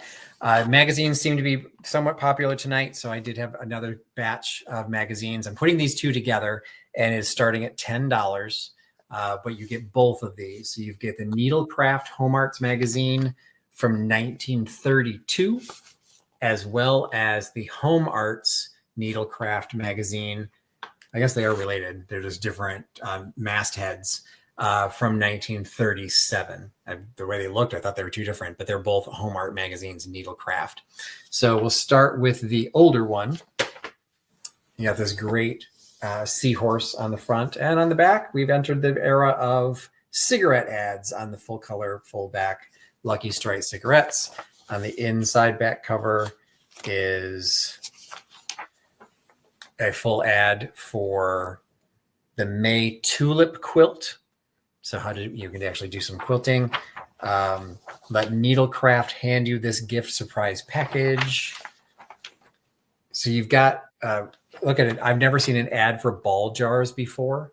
So earn $500 by canning your fruit and vegetables this summer. Enter the international canning contest. Ball was from Muncie, Indiana. So you've got what the ball jars looked like in 1932. Inside front cover is a 2-year subscription ad for the best-selling books. You've got articles. So this is, Needlecraft magazine. So once you get into the middle of it, you're getting instructions. Well, there's an article on Vassar. It was a good thing for my pocketbook. Deluxe soap ad. Where are the instructions of how to stitch? Ad for DMC pearl cotton. There you go with the fashion patterns in the middle. Let's see. Not as many patterns as I would have thought. Food facts for home folks. An ad for prize-winning jelly in 12 minutes. Ooh. Home arts at Vassar. Oh, there we go. Pompadour lace. So you got the pattern to make pompadour lace. So that was the 1932. 1937 is a little bit thicker. I can tell by the weight of it. So this is the November 1937. But on the back, you still get a cigarette ad. Check out the Chesterfield cigarette ad from 1937. A pack o' pleasure. Inside back covers, probably a full color ad. And it is... can you find the quintuplets? It's a game. Win $2,500 by playing the Nanette Find the Quintuplet game. Got poetry from the Peace Bag. Inside front cover is a tooth powder, Listerine toothpaste. So Listerine used to make toothpaste in a little, what looks like a paint tube. News flashes. We got an ad for braid stitch embroidery. There we go. So here's all the different pieces. Advertising for Bon Ami cleanser. I remember growing up, there were the Garbage Pail Kids, and they always made fun of Bon Ami, and I'd never heard of it. I can't remember what they made fun of it as, but they turned it into something else. I didn't get it because I didn't know what Bon Ami was. Gingerbread dessert. Try Brer Rabbit's new gingerbread dessert for November. Fashion patterns. Sweater, how to knit sweaters. So 1930s, 2 issues of Home Arts Needlecraft magazines. I think I saw KP come in. I think so. Oh, yeah. So we will go ahead and do the countdown. 10, 9, 8. And again, you're getting both of these for that price. 8, 7, 6, 5, 4, 3, 2, 1, and stop.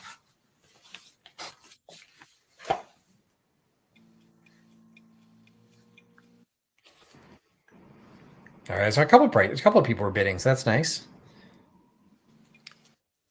All right, let's see here. Watch for your stop. Yeah, I'm looking for it. I haven't seen it. There it is. Okay. Let me hit refresh on the whole thing. Okay, here we go.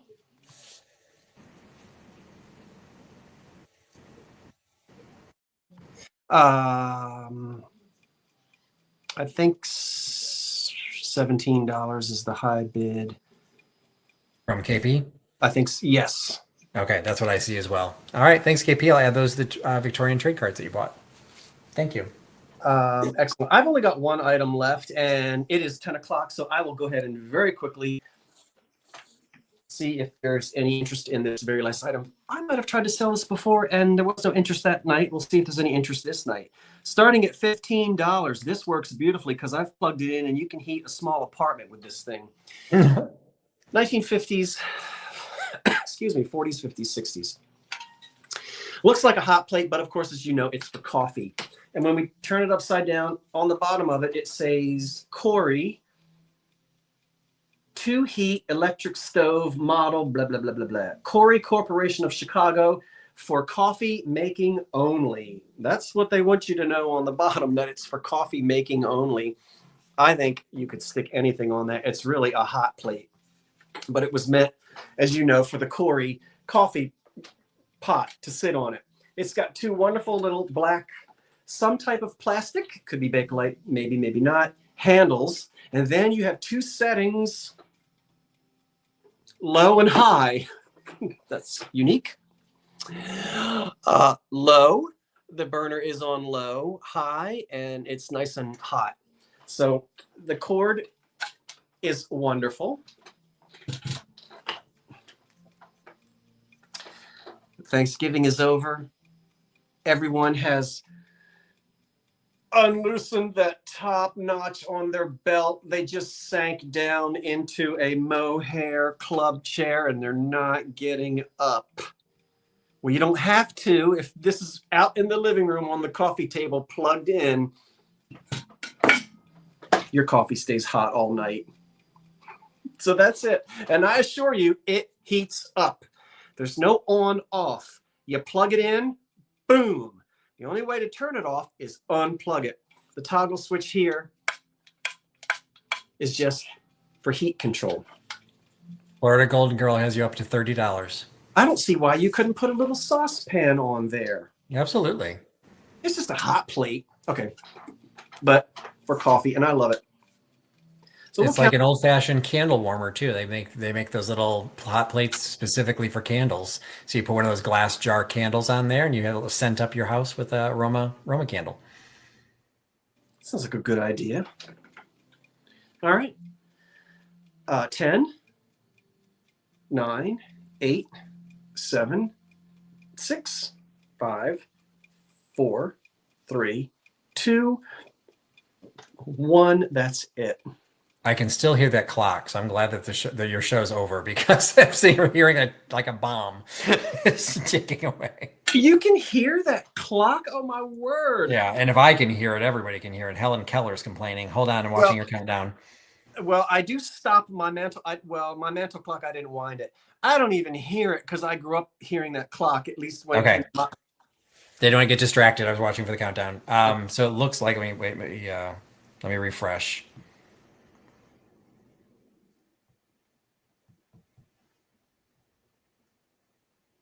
My phone's suddenly wanting to update. Hold on. Because somebody came in right when I typed stop, so I want to make sure it was timing wise. Yep. Okay. Valora Golden Girl claimed her spot. She got it for 60. Oh, wait. Did I lose Scott? He'll be back. Okay. He told me to keep going. So he must have hit the wrong button again. Well, I did refresh and I do see that. So congratulations, Florida Golden Girl, for $60. Excellent.